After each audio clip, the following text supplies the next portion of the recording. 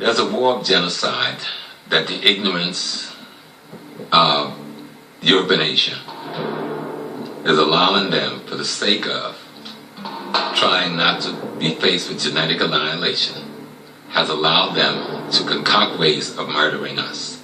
I mean, you can go to the syphilis experiments at Tuskegee, or we can go to the AIDS in Africa. I mean, look at this thing in Africa. We got AIDS, and so everybody in Africa, all of a sudden, some of them first we saw popped up in New York City in the homosexual community. Now it pops up in Africa, and tens of millions of people have got it, and the pharmaceutical company is going crazy selling them drugs that they have to stay on for perpetuity. Billions and billions, if not trillions of dollars, you are guaranteed, because all these Africans have to take this medicine for the rest of their life. Give me a break. You tell me the guy who enslaved me, the guy who practiced colonialism against me, the guy who raped my mama, my sister, cut the testicles off my father, ripped me apart with horses, all of a sudden is going to come to my well-being and make me a medicine that's good for me, when his whole history is about profit and genocide at any cost, even if it meant killing his mother. And I'm not just talking about our European brothers and sisters as regards dealing with the black brothers and sisters. If you just read books on the Inquisition and the horror and the genocide waged against European working people and the women of Europe is so horrific, it makes even the transatlantic slave trade looks pale sometimes.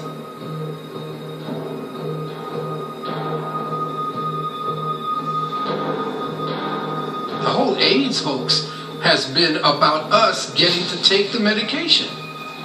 There's no HIV that creates AIDS. They found that the HIV is a very innocuous, very benign so-called virus and doesn't cause anything. What does cause AIDS is drugs, the taking of medications. And what created the AIDS condition in the homosexual community that came what is known as GRID, gay-related immunodeficiency, were these poppers, amyl nitrate and butyl nitrate, these things that we use for the heart to dilate the muscles. Well, the homosexual community, the one who created it into these little popping things, it broke the seal. It made a pop, so they call them poppers. It was the inhalation of these things that began to bring down the so-called immune system of the homosexuals. And they began to have this immunodeficiency based upon overuse of this. Why did they use these poppers? Because when they used these poppers and they inhaled it, not only did they get the rush, but the anus began to dilate and relax. So the homosexuals were using this left and right. Thousands were being sold here in New York. And when they found that, they did not put in that poppers were the ones, and that drugs and these poisonous medications were creating the conditions called AIDS. They took the opportunity to ride the HIV-AIDS connection because they knew the money that would be made and that they could recruit people into believing that a heinous disease had attacked everybody. And where did it come from? Africa. It's always wise to study your enemy. If you're going to defeat someone, you must know their strengths and their weaknesses. People have been utilizing Africans to heal themselves for centuries. And people have been going to African shamans, African witch doctors to find cures for themselves, that Eastern medicine. So people have been going to African people to cure themselves for years. The doctor that's given credit for a lot of the internal examinations that women go through, those instruments were first tested on women who were enslaved. And I can only imagine, well, I can't even imagine. A woman could imagine. But the kind of pain that that woman was put through to test those particular iron, steel objects that would go up through their bodies.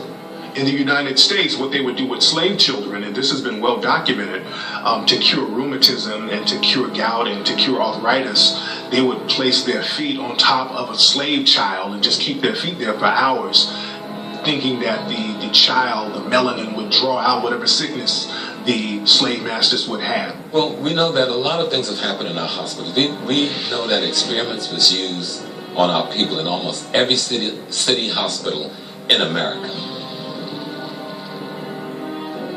Henrietta Lacks was a sister who lived in Baltimore, and who had cervical cancer, and ultimately died of cervical cancer. And the doctors harvested some of her cells, and what they discovered in performing tests on her cells were that her cells were immune to specific diseases, specific cancers. So there was a quality in her cells that was resistant to disease, and they began to develop a host of vaccines and treatment modalities using the cells of this black woman, and they never told her family that they had harvested her cells, that they had made millions of dollars, tens of millions of dollars. Henrietta Lacks' own DNA and her cells are all over the world right now because they were so prolific they just kept on multiplying. That was an indication of the fact that as African peoples we hold the genetics for eternal use.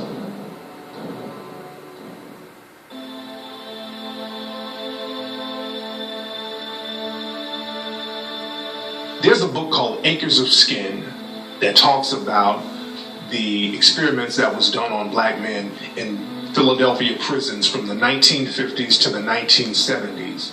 In addition to the many medical experiments that are done on blacks in hospitals and prisons around the country, many people believe that chemtrails that are often seen over black communities purposely contain chemicals that create adverse reactions within the black community.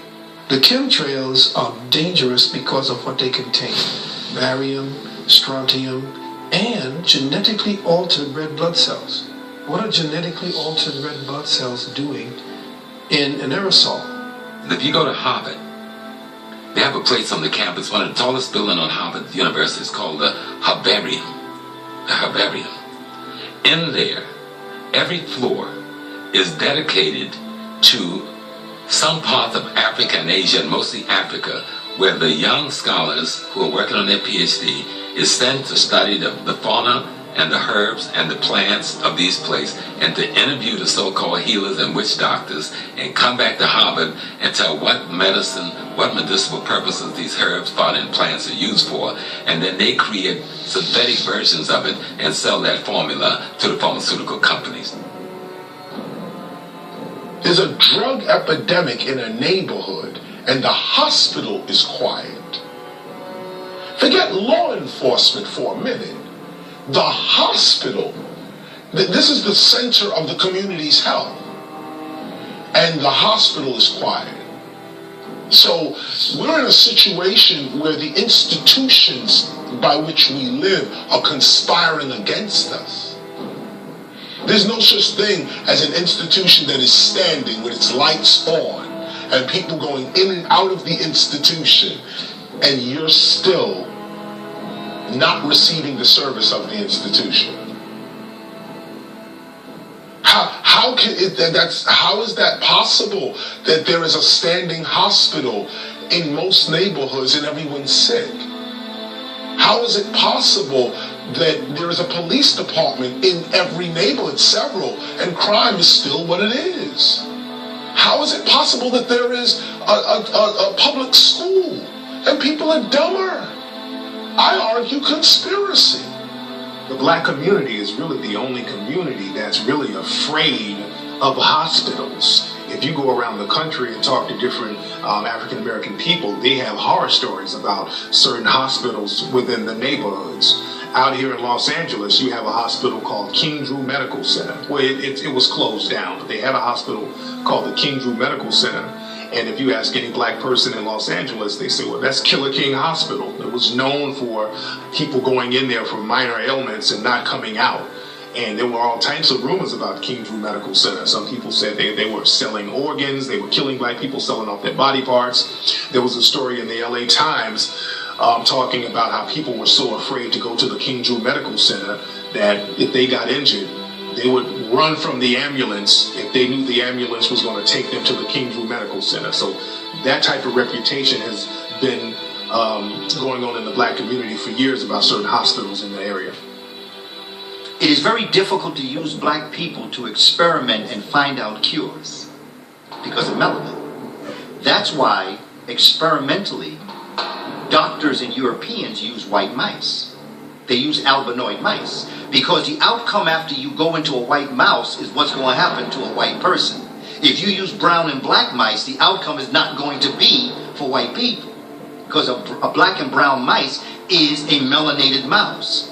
A white mouse is an albinoid. That's why they got pink eyes. Melanin is an alkaloid. The chemical structure of melanin is an alkaloid, and it is similar to the chemical structure of other alkaloids, which are heroin, cocaine, and marijuana. And the other important aspect of this is because of the fact that melanin is an alkaloid, it binds to other alkaloids. So black folk who smoke crack or do cocaine, heroin, or marijuana are inclined to get higher faster and have a more intense high because of the alkaloid in the melanin binds to the alkaloid in that drug, which consequently means that people of African ancestry are going to become addicted faster and have a more difficult time trying to kick those drugs. It wasn't just crack cocaine that came into the black and Latino areas. It was a way of life that came into the areas that replaced another way of life. Let me go back a little bit. Just before the crack cocaine way of life, you had the cocaine way of life. You know, not to call any names, but the pinnacle is Studio 54, where you know this 70s New York City nightlife, where cocaine is everywhere and flagrant. In rap music, in early MC and DJing, you get MCs on the mic saying cocaine, cocaine. Somebody say blow, blow. All of that kind of stuff. Early parties. Before that, I'm talking just now 77, 76. Before that, go back 75, 74, 73. Heroin was the lifestyle that was pushed onto the black and Latino community. Each one of these destructive lifestyles were introduced into the community. The youth in the country in the 60s almost brought us to the democracy we say we are.